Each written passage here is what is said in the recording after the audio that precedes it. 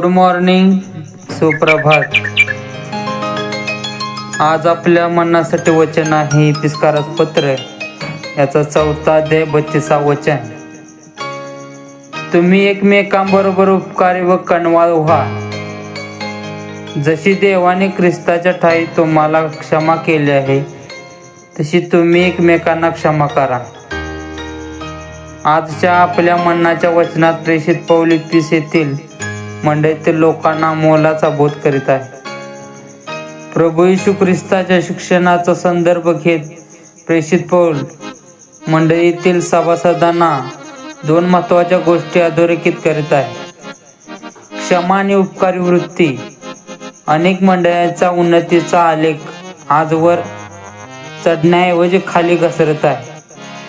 त्याचे महत्त्वाचे कारण क्षमाशीलता आणि उपकारी वृत्तीचा अभाव हा आहे। इफिसकरांच्या मंडळीत प्रेषित पौलास ही उणीव प्रामुख्याने दिसली। मंडळीची आराधना संपल्यावर अनेक सभासद एकमेकास प्रेमाने भेटण्याऐवजी विरुद्ध दिशेकडे तोंड फिरवून निघून जातात। रक्ताच्या नात्यातील कुटुंबाचे सभासद कधी काळी कुटुंबातील व्यक्तीने त्यांना केलेली लहानशी मदत देखील स्मरणात न ठेवता त्रयस्थासारखे वागत असतात। दोघे मित्र एकदा लांबच्या प्रवासाला पायी निघाले। वाटेत दोघात वाद झाला आणि रागाच्या भरात त्या वादाचे पर्यावसन म्हणून एका मित्राने दुसऱ्या मित्राच्या गालावर जोरात थापड मारली। ज्याला थापड लागली होती त्याने लगेच रेतीवर लिहिले, माझ्या मित्राने मला थापड मारली, आणि परत ते पुढे प्रवासाला निघाले। काही अंतरावर गेल्यावर त्यांना एक पाण्याचा मोठा ओढा दिसला। त्यात आंघोळ करण्यासाठी दोघे मित्र गेले।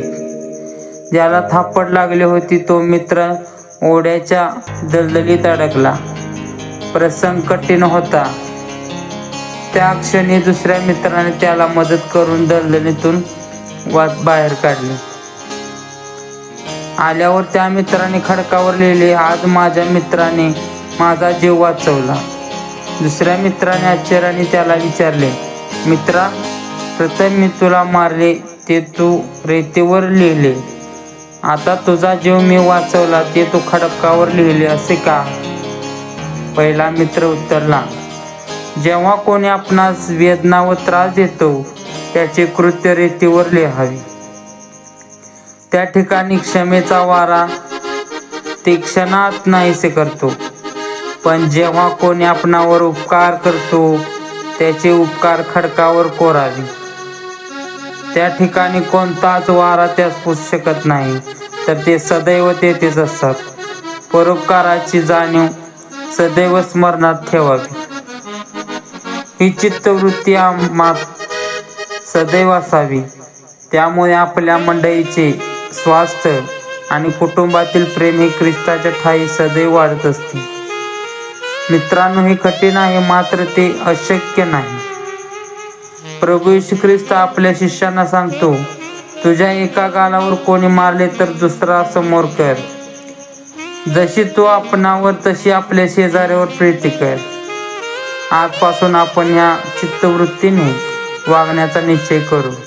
त्यामुळे आपल्या सहकार्यांना आपणात फार मोठा बदल दिसेल आणि ते ख्रिस्ताकडे आकर्षित होतील। प्रभू येशू ख्रिस्ता, माझ्या अनेक उणीवा आज देखील आहेत। माझ्या रागावर माझा ताबा नसतो। अनेक वेळा माझ्यावर केलेल्या उपकाराची जाणीव देखील मी ठेवत नाही। माझी क्षमा कर, ह्यावर विजय मिळवण्यास मला मदत कर। येशूच्या नावात प्रार्थना केली म्हणून देतो ऐक, आमेन।